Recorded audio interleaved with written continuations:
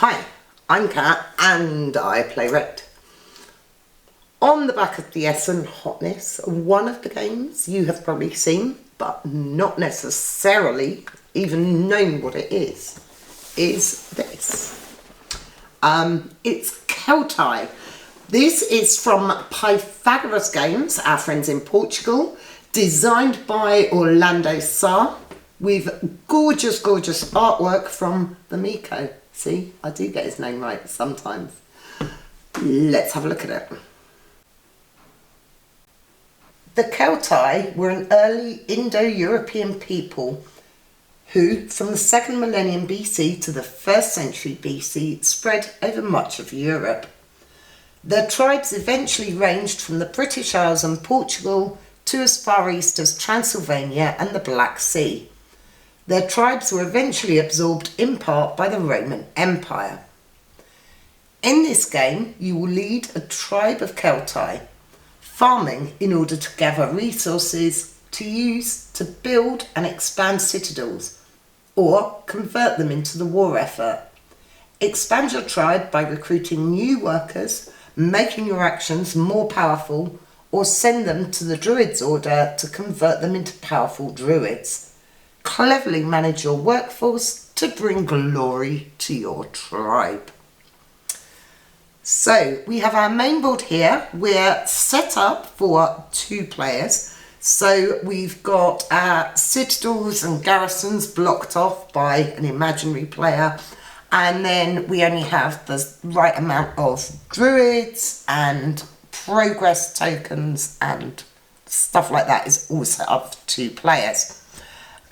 Druid tiles and Roman army tiles are set up according to the guide printed on the board. So there's lots of help with this board as far as setup goes.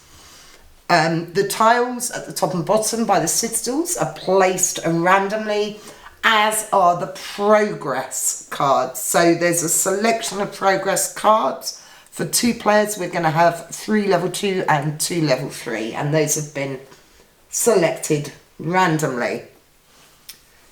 Each player gets a player board and the wooden discs and cubes of their colour, and they're also going to start the game with 3 workers, 1 farmer, 1 builder and 1 soldier. And it's important to kind of keep these away from the board, and you'll find out why in a little bit. Now we need to set up our rondel. There are certain spaces marked with specific colours, so watch me not find any of the right colours from the bag. And then the rest are filled in randomly. So we're just going to pop these here. Need these blues. And the other spaces we're just going to grab randomly from our bag. So we have a builder. Oh, goodness. 1, 2. Wow, okay. 1 here and 2 in the middle.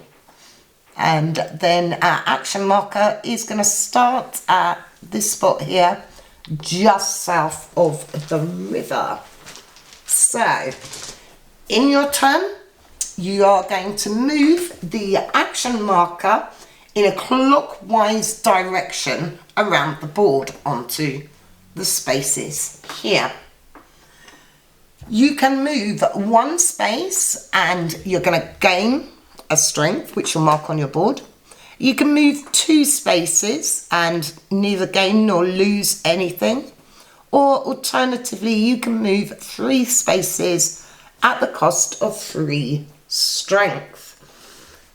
You're going to adjust the track on your player board accordingly, which is at the bottom here.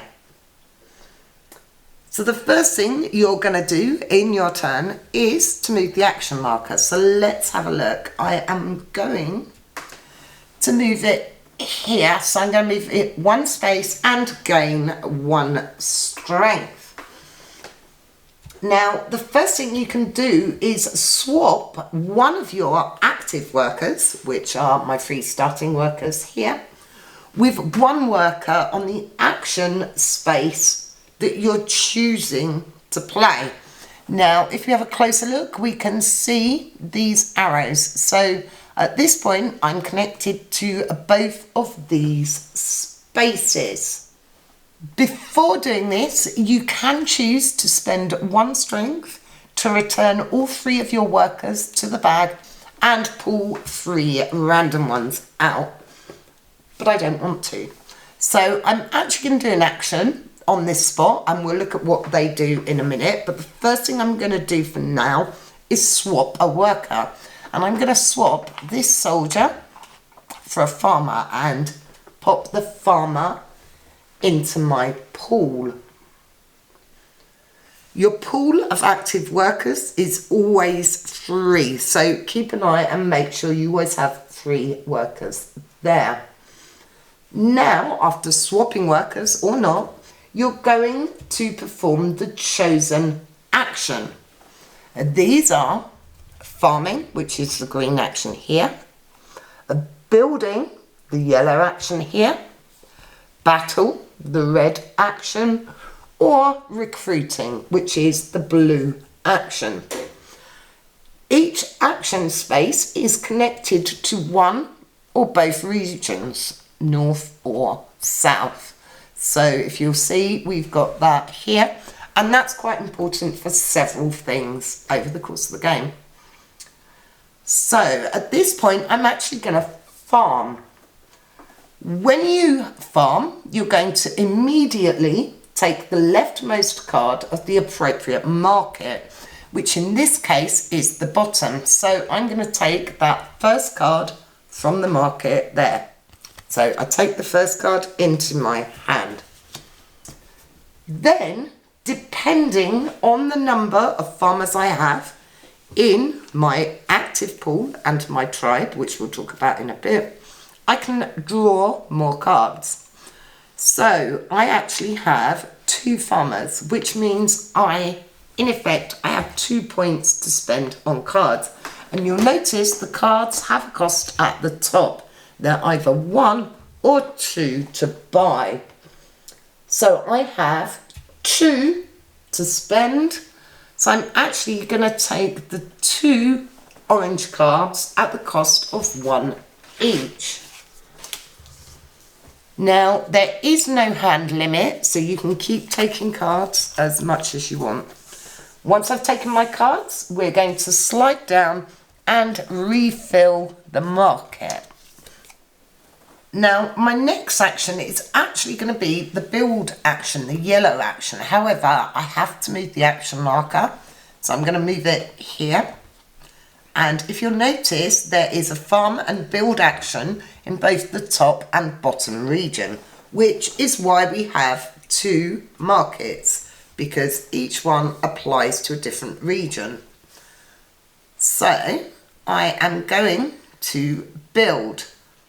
But first, I can swap a worker, which I'm going to do. I'm going to swap one of my farmers, because I'm not using them, oh no, one of my farmers for a builder, which gives me 2 builders. So you're seeing how the mechanics of this game works. So to build, I'm going to be building my first disc here. To build in the first monument, it's going to cost me 3 cards. However, because I have 2 builders, I actually get a discount of 2. So it's only actually going to cost me 1 card. So what I'm going to do is discard this 1 pink card, and I'm then going to place in the pink area. Because I've placed here, I'm going to immediately gain this bonus. The bonus action I get here is to draw 2 cards. Now, because I'm in the green region, it's from this market, and I can actually take 2 of any of these cards. So I'm actually, what am I gonna take? I'm going to take these 2 blue ones and pop them into my hand. And again, we slide down and we restock. Now, these cards in both markets are restocked from the same deck, but they are independent of each other. So that's the build action. You can see that your buildings are going to get more expensive as you go on, but then you're also going to have more builders to do stuff with as the game goes on. So in theory, they're going to cost you less. Now, every time you place a disc in one of these citadels, you're going to gain the bonus shown. So here we're going to get +3 strength. We are going to gain 2 cards. Here you can recruit a worker, and we'll talk about recruiting in a minute because that's actually our blue action. And here you're going to get one of these little tiles that actually act as a one-off wild use. So we just got those there for now. So I'm going to get 2 cards. At the end of the game, there will be points for these as well, which we'll talk about in a bit. We're going to carry on going around the board because it's easier. We're going to go here, and we have the battle action. So I'm going to swap a disc, and I'm going to take a red soldier worker. When battling, you're not actually going to look at the colour of your cards. You're going to be looking at the symbol at the bottom here. And all the cards have one of 3 symbols. They have warriors, which are the shield here, traps, which are the helmets, and fortresses, which are the forts. Now your red workers work slightly different. The value of each card you discard is equal to the number of red workers you have. So at this point, each card I discard is going to be worth 1, up to a value of 4. I've only got the 1 soldier, and I have 3 strength.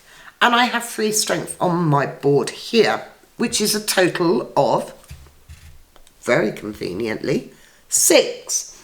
Which means I can battle against this Roman army. I'm going to discard these cards, drop my strength back down to 0, take this tile and pop it face up in front of me here. Now I've done that, I can actually choose to discard a card with a matching symbol to place a garrison on this area. And remember, we're battling in this top area in the green region and not the yellow region underneath. So I'm going to discard this 1 card with a matching symbol and place a garrison in that region. When you take the last tile in any of these 4 regions, we have the 2 army regions and the 2 druid regions here, you're going to move this progress marker from the space on to one of these cards. The irony being that our next move is going to take us across the river here. And at this point, crossing the river, we're going to move one of these progress markers from the board on to one of these cards. So for now, I'm just going to do it, and we'll talk about what these do and why you want them in a little bit. I am going to put it there for now, because we haven't spoken about the 4th and final action here, which is recruit. So I'm going to move here, and of course I can immediately swap. So I'm going to do a swap. Now you can immediately recruit one of your 3 active workers into your tribe. And there's a lot of red on that board. I'm going to recruit my builder, and he's going to go up at the top here. Then for each noble, each blue worker, we have either in our active pool or in our tribe, we can do another recruit. So I have one blue worker. So I'm actually going to recruit that noble and pop him there. You cannot recruit more than 3 in a turn because you only have 3 workers. In addition, you may recruit druids into your tribe. So here, if I had a builder and a soldier in my tribe here, I could place them back into the bag and draw one of these druids. So let's just pretend I have a builder. I'd take these, these would go back in the bag and my druid would go up here. Now the druids are wild workers. They actually act as a farmer, a builder or a soldier. So they're pretty powerful. The other thing is when you take a druid, which I can't, you would take the tile and pop it face down in front of you and give you points at the end of the game. Anything here with this green symbol indicates points. And again, like the army tiles, when you take the last tile from this region or this region, you're going to move a progress marker. Now, when you're recruiting nobles, again, bear in mind if you're in this top green section or if you're in the bottom yellow section of the board. I can't take a druid for now. I've done my recruit action and I'm now going to restock my active workers because I only have the 1. I'm going to take a noble from this middle section here. I restock it from the back. And then I get to draw another one. Do you know, I'm going to take a builder and basically give myself what I had and restock those 3 central workers. So we briefly spoke about these progress markers on the board. So let's have a look at the progress cards and the markers. So every time you move across here, one of these is going to be placed onto a progress card. If you take the last tile from any of these 4 sections, you're going to move that. These will hopefully give you endgame points.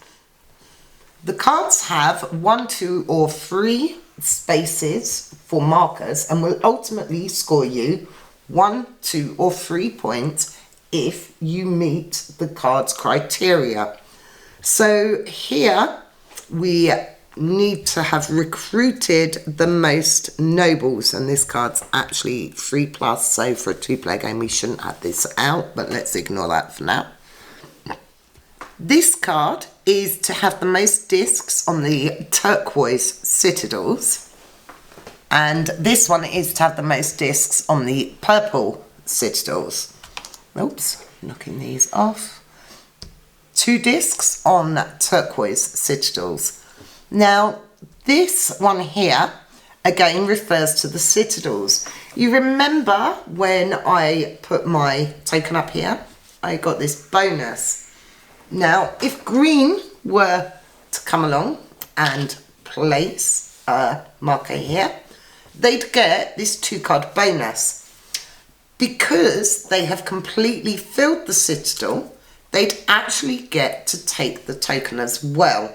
So these will give you 1 point at the end of the game. So this progress marker here is to have the most of those markers. Also, if a citadel is completed, it will get you points at the end of the game. So each player will have 1 point for each marker in that citadel. Now, obviously, each round you're going to be taking these progress markers off. So let's pop that off. When we get to this point, you'll see this symbol. All players at the start of the game had a particular leader. I obviously went for Boudica because she has almost red hair. Now, These cards have an A side and a B side. Once we get to that point on the track, all players can choose if they want to flip their card over. Now the A side here says I need 3 markers in citadels to gain 1 point. If I'm feeling adventurous, I can flip the card and it will get me 3 points for having 7 or more markers in citadels, which I think is very ambitious. So I'm going to stick to the A side. Once you've gone round, as many times is applicable, depending on your number of players, you'll hit the bottom here. Once you hit the bottom, the end of the game is triggered. When the last progress marker is placed, you're going to finish the round. Then, finally, in player order, each player will take a double turn. So they get to take 2 turns in a row. So they'll move, do an action, then move and do another action. And then you're going to move on to final scoring. So for final scoring, we have a handy dandy score pad. We do like these. So the first thing you're going to score for is completed citadels. So this one here isn't actually completed, so wouldn't score. This one here is completed and I have 2 discs, so I'd gain 2 points for that. This one here is completed, I'd get 1 point, green would get 1 point, and so on. So go and score all 8 of your citadels and pop the number in there.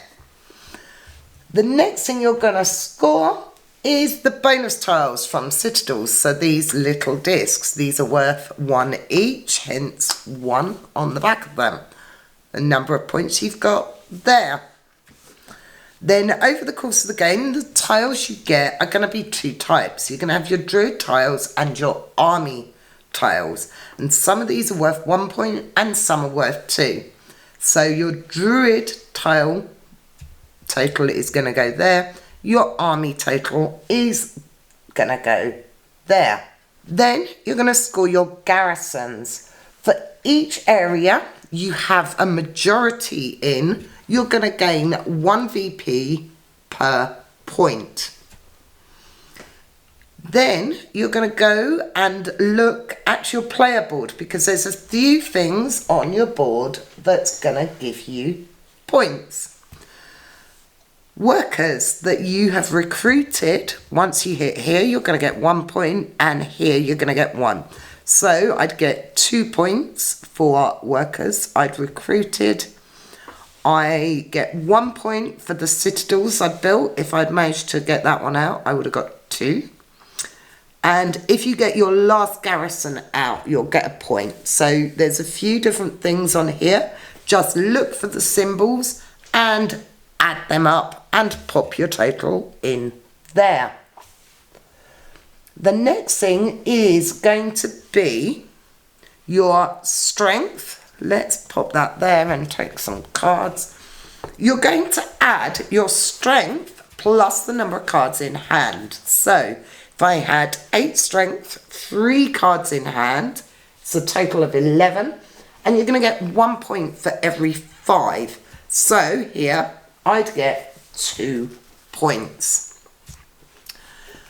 Then you're going to have a look at these progress cards. Now the progress cards don't have to be full to score. They're just going to score you less points. So here, whoever had recruited the most nobles is going to get 1 point. So I'd get 1 point for my noble, and you're not going to include the druids. Whoever has the most discs on the turquoise citadels would get 1 point. Whoever has the most of the little citadel tiles would get 1 point. Whoever has 2 or more on turquoise, so both of us, I think. Oh no, just me would score 2 points for that. And you're going to work down and score all of them and put the total there. Lastly, you're going to score your leader cards. So I got 3 discs, I get 1 point. Add the total up and the player with the most points is the winner. After going to LerriaCon for 2 years now, I have to say there's a lot of really good, underrated Portuguese designers out there. Now, Orlando Sá, you may or may not know from Pessoa. Obviously, we all know the Miko from his work with Garphill Games and Shem Phillips. Check out Pythagoras' other games. There's a load of good stuff in their back catalogue, and I'm really pleased to see that Celtae's actually had some excitement around it this year. Funnily enough, the only other game I can think of that has this worker swapping mechanism is Raiders of the North Sea, where you swap, you have white, black and grey workers and you can swap them. And I really like that here. You're constantly kind of swapping to get what is going to benefit you for the action you're about to do, but then you don't want to load up too much on one thing, because then when you move and take the next action, you're going to be lower on something else. So it's very much a balance, which is where the recruiting comes in handy, because when you do your actions, you're going to take the workers you've recruited at the top of your board into account. So if I were to do a build action now, I'd have 1, 2, 3, because I've got my druid, I've got a builder here, and I have a builder in my active pool. So it's all about keeping the balance of these guys right, which is a really interesting mechanism. I can't think of many other games that have workers swapping. If you can think of any, let me know. The pieces are really nice and chunky. I know there's talks of some US distribution for this, so I would say keep an eye out. I know some of the Portuguese games are quite hard to get, so I tend to grab them when I go over to Leiria, but keep your eye out. Celtae plays between 1 and 4 players. There is a solo mode. Now, I'll be honest, the cards are quite nice quality. The board's okay. It's not top quality, but it's a small publisher and the price point on it is brilliant. I can't remember what it was. The price point was really good. So value for money is good, but you're not going to be getting a deluxe product, I would say. There's so many variations with this, because there's loads of these tiles that you're selecting. There's loads of the cards that you're selecting. And the whole engine depends very much on how quickly people are moving around the board. We found it tough to do as much as we wanted to do in the time available. And there is only 4 actions, so it's not too hard to teach and then learn, because all it is the 4 actions and working out what you're doing with them. The iconography is great. So there's loads of information on the board. There's your movement here,